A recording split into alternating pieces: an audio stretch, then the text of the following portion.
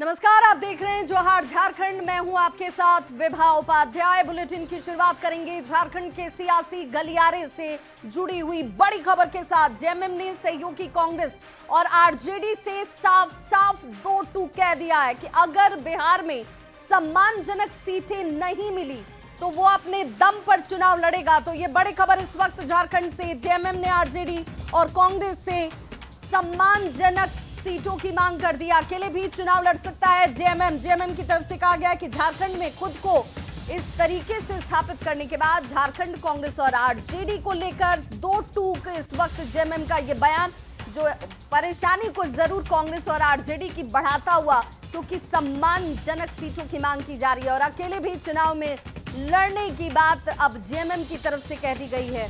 झारखंड में कांग्रेस और आरजेडी को सम्मान दिया गया और इसीलिए अब बिहार में सहयोगियों से सीट जो है वो मांगी जा रही है। सीट नहीं मिली तो जेएमएम अकेले भी चुनाव लड़ सकता है, उसकी पूरी तैयारी है। हाल के दिनों में पटना में हुई इंडिया गठबंधन की बैठक में जेएमएम को बुलाया तक नहीं गया था। ये भी बताया जा रहा है कि इसके बाद से जेएमएम नाराज है। पार्टी के नेता बार बार ये कह रहे हैं कि झारखंड में जेएमएम बड़े भाई की भूमिका में था।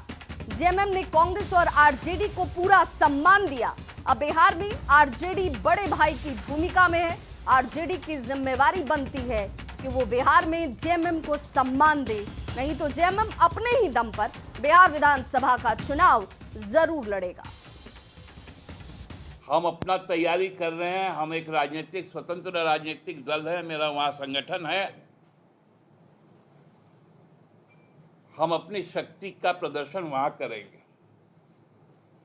और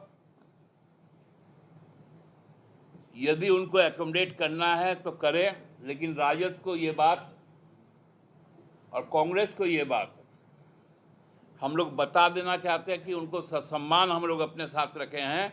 राजद को ये भी याद रखना चाहिए कि जब एक ही विधायक जीत कर आया था वो पूरे टर्म मंत्री रहा, क्योंकि हम साथ चुनाव लड़े थे। ये गठबंधन धर्म अब राजद को बिहार में दिखाना चाहिए। और बिहार में राजद बड़े भाई की भूमिका में है। मैं मानता हूं झारखंड में हम बड़े भाई की भूमिका में थे और हमने बड़े भाई का कर्तव्य निभाया था। हम लोगों ने उचित सम्मान दिया। 7 सीटें, मुझे लगता है 7 या 6 सीटों पर हम लोगों ने चुनाव लड़ने का मौका दिया उनको, और उसमें मौका ही नहीं दिया, मैक्सिमम सीट जितवाने का काम भी किया, क्योंकि उस समय स्टार प्रचारक की भूमिका में हमारे नेता हेमंत सोरेन और कल्पना सोरेन थे। आज वही भूमिका मैं उम्मीद करता हूं कि आरजेडी के द्वारा दिखाई जाए। चुनाव में हम लोग लड़ेंगे। जहां तक जेएमएम की बात है तो 16 सीट मिलेगा कि कितना सीट मिलेगा, इसका निर्णय हमारे आदरणीय नेता लालू प्रसाद यादव जी और माननीय श्री तेजस्वी प्रसाद यादव जी निर्णय लेंगे, और जो जनाधार है जिसका, उस आधार पर सीट का बंटवारे होगा।